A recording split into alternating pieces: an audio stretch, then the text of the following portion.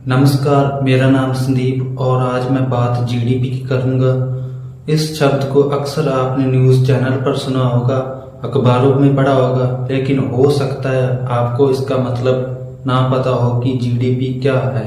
GDP का पूरा नाम ग्रोथ डोमेस्टिक प्रोडक्ट है।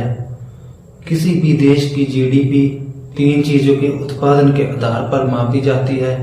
पहला एग्रीकल्चर यानी कि कृषि, दूसरा इंडस्ट्रीज यानी कि औद्योगिक उत्पादन, तीसरा सर्विस यानी कि सेवाएं। इन तीनों में उत्पादन के घटने और बढ़ने को मापा जाता है, जो कि जीडीपी द्वारा होता है। जीडीपी को किसी भी देश की अर्थव्यवस्था का सूचक भी कहा जाता है, क्योंकि इससे किसी भी देश की कारोबार की स्थिति और उसकी आर्थिक मजबूती का पता लगाया जा सकता है। हमारे देश के अंदर जो चीजें बनती हैं वो ही जीडीपी में कैलकुलेट होती हैं।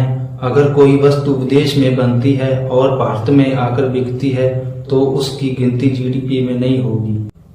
हमारे भारत में हर तिमाही में जीडीपी के आंकड़े जारी किए जाते हैं, मतलब कि हर 3 महीने बाद जीडीपी की कैलकुलेशन की जाती है। किसी भी देश की जीडीपी को इस फॉर्मूले से मापा जाता है।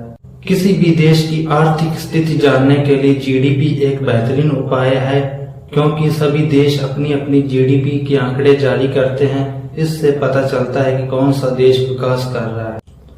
अगर किसी भी देश की जीडीपी घटती है तो उसकी करेंसी, इकोनॉमी और शेयर बाजार पर बहुत बुरा असर पड़ता है। हमें भारत की जीडीपी बढ़ाने के लिए भारत में ही बनी हुई वस्तुओं का प्रयोग करना चाहिए।